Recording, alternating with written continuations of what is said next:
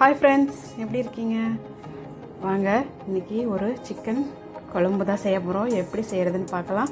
இது என்னோடய ஸ்டைலில் செஞ்சுருக்கேன். எனக்கு தெரிஞ்ச டிப்ஸுகளோடு நான் உங்கள்கிட்ட ஷேர் பண்ணிக்க போகிறேன்.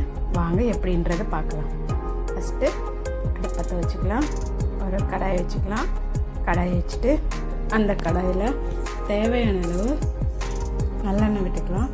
நான் நல்லெண்ணெய் தான் யூஸ் பண்ணுறேன். நீங்கள் உங்கள்கிட்ட எந்த ஆயில் இருக்கோ அந்த ஆயில் யூஸ் பண்ணிக்கோங்க. நெக்ஸ்ட்டு பட்டை, கிராம்பு, ஏலக்காய், சோம்பு இதெல்லாம் போட்டுக்கலாம்.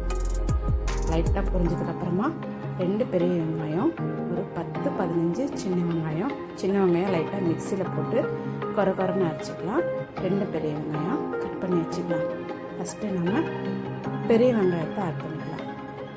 பெரிய வெங்காயம் கொஞ்சம் வதங்கின பிறகு நாம் சின்ன வெங்காயத்தை நம்ம சேர்த்துக்கலாம். கொஞ்சம் லைட்டாக ஒரு கண்ணாடி பதத்துக்கு வதங்கின பிறகு நாம் சின்ன வெங்காயத்தை ஆட் பண்ணிக்கலாம். இப்போ ஓரளவு வதங்கிடுச்சு. இப்போது சின்ன வெங்காயத்தை இதோட நம்ம ஆட் பண்ணிக்கலாம். சின்ன வெங்காயம் சேர்க்கும்போது கொஞ்சம் குழம்பு திக்னஸாகவும் டேஸ்ட்டாகவும் கிடைக்கும். அதுக்காக தான். இல்லைன்னா நீங்கள் பெரிய வெங்காயம் மட்டுமே ஆட் பண்ணிக்கோங்க. இப்போது வெங்காயம் நல்லா ஃப்ரை ஆகிடுச்சு. இப்போது 2 பெரிய தக்காளி நான் மிக்சியில் அடித்து ஒரு மாதிரியே ஜூஸி மாதிரியே செஞ்சுருக்கேன். அதுபோல் நீங்களும் இது பண்ணிக்கோங்க. 2 தக்காளி அடித்து இதோடு சேர்த்துக்கலாம்.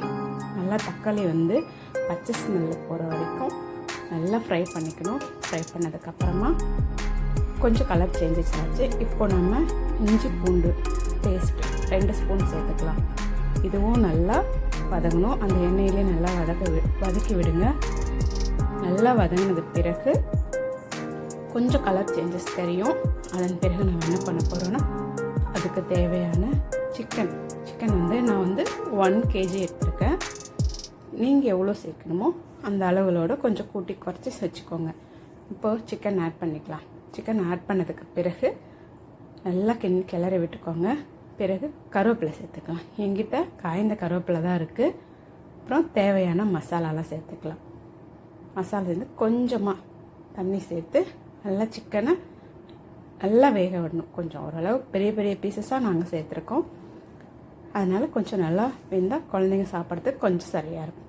அதன் பிறகு நான் அரைச்ச சீக்ரெட் மசாலா 1 ஸ்பூன் இதோடு ஆட் பண்ணியிருக்கேன்.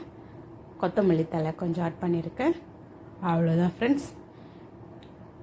கொதிச்சதுக்கப்புறமா சாப்பாட்டோட இறக்கி சேர்த்து சாப்பிட வேண்டியதாக. ஒன்ஸ் நீங்கள் அதை ட்ரை பண்ணி பாருங்கள் ஃப்ரெண்ட்ஸ்.